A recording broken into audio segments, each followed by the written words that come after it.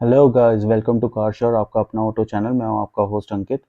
Guys, आज हम बात करेंगे अल्टोस G4 के बारे में, जो कि महिंद्रा की एक लग्जरी एसयूवी है। तो महिंद्रा ने ऑफिशियली इसकी सेल्स को हॉल्ट कर दिया गया है अंटिल फर्दर नोटिस, और ये महिंद्रा की वेबसाइट से भी हटा दी गई है ये गाड़ी। तो जो इनका ऑफिशियल पेज है उस पे इन्होंने अपनी सेल्स को होल्ड कर दिया है महिंद्रा अल्टोस G4 की। गाइस, अभी कुछ दिन पहले तक महिंद्रा की अल्टोस G4 आपको महिंद्रा के शोरूम्स में भी नजर आ रही थी। मैं लास्ट मंथ तक की बात कर रहा हूँ। बट गाइस, मुझे नहीं लगता कि ये बेसिकली खाली सेल्स को होल्ड किया गया है। मेरे हिसाब से this is a complete discontinuation of Mahindra Alturas G4, because Mahindra Alturas G4 जो है, जो महिंद्रा ने कंपनी खरीदी थी, Korean auto maker, SUV maker SsangYong SsangYong की रैक्सटन के ऊपर बेस्ड थी ये गाड़ी। मतलब ये बेसिकली रैक्सटोन ही थी, रीबैज करके महिंद्रा ने इसे एल्टोरस G4 के नाम से इंडिया में लॉन्च किया हुआ था। और गाइज, इसमें मेन चीज़ ये थी कि आप सबको याद होगा कि महिंद्रा ने जब सैंगयोंग को खरीदा था तो सैंगयोंग रैक्सटोन का जो पुराना मॉडल था वो इंडिया में लॉन्च भी हुआ था, जो कि कुछ साल बिका। फिर उसके बाद महिंद्रा ने देख लिया था कि सेल्स फिगर तभी बढ़ेंगी जब ये गाड़ी महिंद्रा के नाम से ही बिकेगी इंडिया में। तो सैंगयोंग को किसी ने इतना उस टाइम पे रिस्पॉन्स मिला नहीं था, तो इन्होंने वापस अल्टिवस G4 महिंद्रा के बैच से लॉन्च किया। जिस टाइम पे लॉन्च हुई थी गाइज ये गाड़ी का प्राइस उस टाइम पे फोर्ड एंडेवर 2018 में फोर्ड एंडेवर और टोयोटा फॉर्च्यूनर के ऑलमोस्ट प्राइस के सिमिलर था, थोड़ा सा डिफरेंस था उस टाइम पे। लेकिन ये महिंद्रा की तरफ से मोस्ट एक्सपेंसिव एसयूवी थी अब तक की। सो गाइज, लेकिन अब ये, क्योंकि इसको आप मानकर चलो कि ये अब एसयूवी हटा दी है महिंद्रा ने, तो इस टाइम अब जो इसकी पोजीशन थी most expensive SUV by Mahindra is taken by XUV 700। तो इसका जो टॉप स्पेक वेरिएंट था अभी तक इंडिया में, जो पिछले महीने तक जो मिल रहा था, वो इसका टॉप स्पेक वेरिएंट मिल रहा था आर डब्ल्यू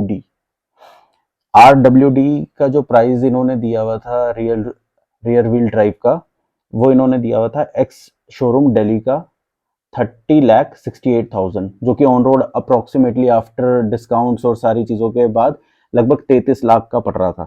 लेकिन गाइज, अगर आज आज की हम बात करें, आज की, अब महिंद्रा ने डिसकंटिन्यू तो कर ही दी है ये गाड़ी, लेकिन अगर हम आज की बात करें तो आज की बात के हिसाब से 33 लाख रुपए में आपको फॉर्च्यूनर से ज़्यादा फीचर्स, फॉर्च्यूनर जितनी बड़ी गाड़ी, ठीक है, और ग्लॉस्टर, क्योंकि अब एंडेवर तो चली गई, उसके बाद में आपको ग्लॉस्टर जितनी ही बड़ी गाड़ी, जहाँ पे ये दूसरी गाड़ी 40-45 रुपए की पड़ रही है आपको, वहाँ पे आपको 33 लाख रुपए में गाड़ी महिंद्रा प्रोवाइड करवा रही थी। मुझे समझ में नहीं आया, हम लोगों ने ली नहीं। गाड़ी बहुत बढ़िया थी, ऐसा भी नहीं था, महिंद्रा का सर्विस नेटवर्क काफ़ी अच्छा है, सपोर्ट काफ़ी अच्छा था, सारी चीज़ें बड़ी अच्छी थी। बट अच्छा, इंटीरियर बहुत लग्जरियस थे, लेकिन उसके बाद भी ये गाड़ी लोगों ने उतनी पसंद नहीं की। तो ultimately Mahindra is known to axe all those models जो इनके बिकते नहीं। मतलब ये दूसरी कंपनियों की तरह नहीं है कि बस चल नहीं रहा फिर भी घिसाड़े जा रहे हैं उसे, कि बस जबरदस्ती बेचे जाओ बेचे जाओ बेचे जाओ। इनका वो वाला सीन नहीं है। आपने देखा होगा महिंद्रा ने बड़ी मेहनत करके मराजो बनाई, बहुत ही बढ़िया गाड़ी थी, लेकिन उस टाइम पे क्या था, हम लोगों का जो माइंड था ना, वो एमपीवी हो या एसयूवी हो। हमारा माइंड क्या था, गाड़ी बड़ी है तो बैक व्हील ड्राइव होनी चाहिए, फ्रंट व्हील ड्राइव का क्या काम। मराजो फ्रंट व्हील ड्राइव थी, एक्सयूवी 500 की तरह। लोगों ने कोई खास रिस्पॉन्स नहीं दिया, तो महिंद्रा ने उससे ज्यादा लंबा खींचा नहीं, खत्म, डिसकंटिन्यू कर दिया। ऐसे ही महिंद्रा ने इसे भी ज्यादा लंबा खींचा नहीं कि ठीक है भाई, नहीं आ रही सेल्स, छोड़ो हटाओ गाड़ी। लास्ट पॉइंट तक भी मैंने आपको बताया, Fortuner, MG, Gloster, Skoda Kodiaq, Jeep Meridian और फॉक्स वैगन की टिगुआ, जो आपको पता ही है पूरा का पूरा सीकेडी यूनिट है, जो पूरा का पूरा आता है इंडिया में और वैसे ही बिकता है सीधा का सीधा, उनसे compete कर रही थी। और वो गाड़ियाँ इससे महंगी पड़ती है, मतलब जीप मरीडियन भी इससे महंगी है, टिगुआन भी इससे महंगी है, और बाकी ग्लॉस्टर और फॉर्च्यूनर तो इससे महंगी है ही। लेकिन बॉस, अभी आगे चल के हम इसके फीचर्स की बात करेंगे जो इस गाड़ी में मिलते हैं। बहुत अच्छे, बहुत ही उम्दा फीचर्स मिलते हैं गाड़ी में। 2200 सीसी का डीजल इंजन महिंद्रा का वही मिलता है, 181 bhp और 420 न्यूटन मीटर का टॉर्क। 7 स्पीड ऑटो ट्रांसमिशन के साथ ही ये गाड़ी मिलती थी, मैनुअल में नहीं मिलती थी। और ये 7 स्पीड ऑटोमेटिक ट्रांसमिशन जो था, ये मर्सिडीज सोर्स था। तो मतलब आप देख पा रहे हो कि गाड़ी में कहीं से कहीं तक महिंद्रा ने कोई कमी नहीं रखी हुई थी। दो मॉडल ही आते थे, ऑल व्हील ड्राइव और रियर व्हील ड्राइव, AWD और RWD। इंडिया में असेंबल करके महिंद्रा बेचता था पूरे के पूरा कंप्लीटली नॉकडाउन यूनिट की तरह, ठीक है, CKD की तरह। ये पार्ट्स में गाड़ी कोरिया से इंपोर्ट की जाती थी और इंडिया में इसको पूरा का पूरा जोड़ के बनाया जाता था ताकि प्राइजेस कम से कम रहे। अगर आज हम, मैं आपको, महिंद्रा ने कहा है कि उन्होंने इसकी जो सेल है उसको होल्ड किया है अंटिल फर्दर नोटिस, बट मैं आज आपको बार बार डिसकंटिन्यू वर्ड क्यों यूज कर रहा हूँ, उसका एक बहुत बड़ा रीजन है। गाइस, ये कार बेस्ड थी सैंगयोंग के रेक्सटन के ऊपर। अब खास बात यह है कि जनवरी 2022 में, इसी साल, जो सैंगयोंग है, जो पेरेंट कंपनी है जो ये गाड़ी बना रही थी, उसे सेल ऑफ कर दिया एडिसन मोटर्स को थ्रू कंसोर्टियम फॉर $255 मिलियन। तो जब महिंद्रा ने वो कंपनी ही सेल ऑफ कर दी है, तो गाइज इसका मतलब सैंगयोंग अब महिंद्रा की रह नहीं गई है। और जब सैंगयोंग महिंद्रा की रह नहीं गई है और महिंद्रा किसी गाड़ी को which is actually made by SsangYong अगर उसे हटा रही है, तो इसका मतलब आप सब समझदार हो, इसका मतलब वो डिसकंटिन्यू ही हो रही है। सो गाइज, एक ये चीज़ है। अच्छा, इसमें मैं एक और भी चीज़ ऐड अप करना चाहूँगा। Even I consider buying this model some time back last month, but I thought कि मे बी क्योंकि सैंगयोंग सेल ऑफ हो चुकी थी, तो मुझे ये लग रहा था कि आगे चल के अगर मुझे इसके पार्ट्स चाहिए होंगे, because it's a completely CKD unit, अगर जिसका हर पार्ट इंडिया से बाहर से आ रहा है जिस गाड़ी का, और महिंद्रा ने उस कंपनी को ही बेच दी है, तो गाइज इसके पार्ट्स मिलने में आगे चल के बहुत बहुत मुश्किल होती। तो वो एक रीज़न था। और मेरा रीज़न ये था कि you are getting a much bigger car for a price of a normal smaller car. मतलब आप सोचो, मरीडियन जैसी गाड़ी आज की डेट में जीप कंपस भी 35 लाख रुपए की पड़ती है। तो अगर आप उस हिसाब से देखोगे तो you are getting a more car for for your money. It's a value for money proposition by Mahindra, because Mahindra ने प्राइजेस नहीं बढ़ाए, बाकी सारी दुनिया ने प्राइजेस बढ़ा दिए, आगे टोयोटा ने भी बढ़ा दिए। चलो एंडेवर तो चली गई तो हम उसकी बात ही नहीं कर रहे, ग्लॉस्टर के प्राइजेस बढ़े। तो गाइज ये एक रीजन था। अगर गाइज हम बात करें तो गाड़ी में आपको HID हेडलैम्प्स मिल रहे थे LED DRL के साथ में। आगे महिंद्रा की पियानो फिनिश में ग्रिल मिल रही थी काफ़ी अच्छी, जिसके ऊपर महिंद्रा का लोगो था। पूरा कंप्लीट आपको LED सेटअप मिल रहा था टेल लैंप्स में, यहाँ तक कि डोर हैंडल में इल्यूमिनेशन मिल रहा था। फोल्डेबल ORVMs तो मिल ही रहे थे और 18 इंच के डायमंड कट एलॉय व्हील्स मिल रहे थे। अच्छा गाइज, मैं यहाँ पे एक और चीज़ बताना चाहूँगा कि ये वही एलॉय व्हील्स थे, ठीक है, जो कि जो इस टाइम आपकी स्कॉर्पियो क्लासिक में मिल रहे हैं, जिसको मैं बिल्कुल लाइक नहीं करता, बट ये उसमें था।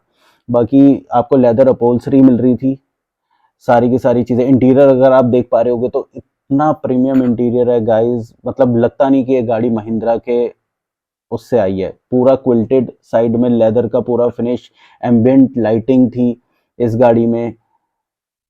इसके साथ में जो आज हम देखते हैं कहीं ना कहीं, जो इजी एक्सेस मोड, जो कंफर्टेबल इंग्रेस और आउटग्रेस के लिए जो गाड़ी में था, मतलब आज जब हम XUV का हायर वेरिएंट लेते हैं तो आप देखते हो कि उसमें गाड़ी AX7 से अपने आप सीट पीछे हो जाती है, जो कि एक वेलकम फीचर है। वो वेलकम फीचर XUV 700 बाद में आई है, बट ये वेलकम फीचर एल्टुरस G4 में पहले से था। इसके साथ में सनरूफ आपको गाड़ी में मिल रही थी, आपको वेंटिलेटेड सीट्स मिल रही थी गाड़ी में। इसके इसके अलावा आप जब आगे आगे देखोगे तो आपको dual zone climate control AC मिल रहा है। पीछे भी आपको रियर वेंट्स मिल रहे हैं, थर्ड रो में भी रियर वेंट्स मिल रहे हैं। उसके साथ में भी आपको मतलब AC का पूरा थर्ड रो तक कंट्रोल मिल रहा है कि आप उसको कैसे यूज कर सकते हो। भर भर के गाड़ी में स्टोरेज स्पेस था। गाड़ी एक्चुअली में अब 7 सीटर कार, देखो इस सेगमेंट की किसी भी गाड़ी में पीछे थर्ड रो में स्पेस नहीं है जब तक आप एमपीवी में नहीं जाते। उस हिसाब से अगर स्पेस की प्रैक्टिकलिटी में देखा जाए तो गाड़ी उसमें काफ़ी अच्छी थी। गाइज गाड़ी में और इतने फीचर्स थे जो आज हम एक्सयूवी को देखकर we just go gaga over that कि यार इसमें तो मेमोरी फंक्शन सीट आ रहे भाई, उसमें भी थी। ठीक है, प्रॉब्लम ये थी कि हम हम लोग जा रहे हैं देख रहे हैं गाड़ी में फीचर भर भर के, आज हम उन्हीं फीचर्स को देखकर हमें क्या लगता है कि ओ कि पता नहीं क्या हो रहा है, कितना बेटर हो रहा है। बट गाइज अगर हम देखें तो ये सारे फीचर्स हमें अवेलेबल थे, बट हमारी इंडियन मेंटालिटी है ना, महिंद्रा का लोगो भी लग गया, सबको लग गया, नहीं देखनी नहीं देखनी नहीं देखनी उस प्राइस में, क्योंकि उस टाइम पे फॉर्च्यूनर वगैरह आती थी तो किसी ने ध्यान ही नहीं दिया। आज एक्सयूवी लॉन्च होती है, भर भर के बुकिंग हो जाती है उस गाड़ी की, लाखों गाड़ियों की बुकिंग हो जाती है एक दिन में, लेकिन किसी ने भी जाके ये नहीं सोचा कि एल्टुरस G4 भी देख ले, सिर्फ 3-4 लाख रुपए में, 5 लाख रुपए महंगी देकर। स्मार्ट टेल गेट मिलता है गाड़ी में आपको, 360 डिग्री आपको कैमरा मिल रहा था इसमें। ठीक है गाइज, कार में सारे वो फीचर थे, नो एयर बैग थे including knee air bag, high tensile strength steel से गाड़ी बनी हुई थी, एबीएस ईबीडी और एआरपी ईएसपी सारी चीजें, ट्रैक्शन कंट्रोल सिस्टम, इसके साथ में हिल स्टार्ट असिस्ट आ गया, मतलब you just name a feature. ठीक है, हिल डिसेंट कंट्रोल आ गया, you just name a feature, कोई ऐसा फीचर नहीं था जो इस गाड़ी में नहीं है। Android auto play, Apple car play, they have got everything, everything covered. But बस वही बात है ना गाइज, इसमें किसी ने लिया नहीं। और गाड़ी, इनफैक्ट मैं आपको एक और भी चीज़ बता देता हूँ, ये जो गाड़ी है इसका पूरा का पूरा जो गाड़ी बनाई थी, जो डिज़ाइन की थी, वो पिनाफरेना ने की थी, जो कि फरारी वगैरह भी डिज़ाइन करते हैं, लैम्बोर्गिनी भी डिज़ाइन करते हैं। तो गाइज गाड़ी बहुत ही बेहतरीन गाड़ी थी। अब तो मुझे नहीं लगता अभी ये वापस कोई लॉन्च करने का महिंद्रा का कोई मन है, सारे रीजंस मैं आपको बता ही चुका हूँ। बट गाइस गाड़ी चली गई, अब ये इंडिया में अवेलेबल नहीं है एट प्रेजेंट। सो कई बारी ना, आज मैं आपको एक इशू बताता हूँ, मुझे कई बारी ऐसा लगता है कि बहुत अच्छी गाड़ी इंडिया में लॉन्च होती है, बट शायद हम एज अ इंडियंस उतना उसके साथ जस्टिफाई कर नहीं पाते, क्योंकि we always go with different options all together as per our choices. But मुझे ऐसा लगता है कि बहुत बहुत अच्छे प्रोडक्ट्स आते हैं इंडिया में, जो कि कई बार हम लोगों का उनकी तरफ ध्यान नहीं जाता, and this is one of them. जैसे आज मैं आपको एक बात बताता हूँ, बिल्ड क्वालिटी में और हर चीज़ में Citroen C3 is a very good car, but still अगर if people are going with Wagon और Celerio, so it is their choice, but sometimes I actually think like that कि अगर शायद हम वो गाड़ियाँ भी ज़्यादा खरीदना शुरू कर देंगे तो उनकी रीसेल भी बहुत अच्छी हो जाएगी। One of a biggest example of this is Ford की इको स्पोर्ट की हमेशा से रीसेल अच्छी रही। क्यों? क्योंकि लोगों ने खरीदा, गाड़ी को बहुत पसंद किया, लोगों ने गाड़ी को खरीदा, सारी चीज़ें बहुत बढ़िया रही। बट ठीक है, फोर्ड के बाकी प्रोडक्ट्स उतने अच्छे नहीं थे उस टाइम पे, तो उनकी रीसेल डाउन ही थी। ठीक है, अगर आप कोई एक पर्टिकुलर प्रोडक्ट खरीदते हो तो उसकी रीसेल आपको हमेशा अच्छी मिलेगी। एंडेवर लास्ट टाइम तक भी, जब तक फोर्ड का पता नहीं था कि इंडिया से जाएगी, एंडेवर की रीसेल हमेशा से अच्छी रही। बट ठीक है गाइस, थोड़ा सा बस यही है, कभी कभार लगता है जब अच्छे ब्रांड्स या अच्छी गाड़ियाँ इंडिया से मूव ऑन कर जाती है। बाकी गाइस, मर्सिडीज ने अपनी GLB 200, जिसे उन्होंने GLB सीरीज को, जिसको उन्होंने पेट्रोल और डीजल में दोनों में इंडिया में लॉन्च कर दिया है, और GQB को, और जो GLB है वो it will sit between GLA and GLC and it will be priced at around somewhat around GLC only। उसके ऐसा क्यों है, उसके प्राइजेस और उसके फीचर्स के बारे में हम बात करेंगे। So I will make a video for that as well about Mercedes cars, जो ये दो गाड़ियाँ लॉन्च हुई है, इसके बारे में भी नेक्स्ट वीडियो उसी के बारे में मैं बनाने जा रहा हूँ। So do do check out that video as well. So thank you guys, hope you are liking my channel, and the content that I am creating. Do like and subscribe my channel. Thank you guys. Thanks a lot.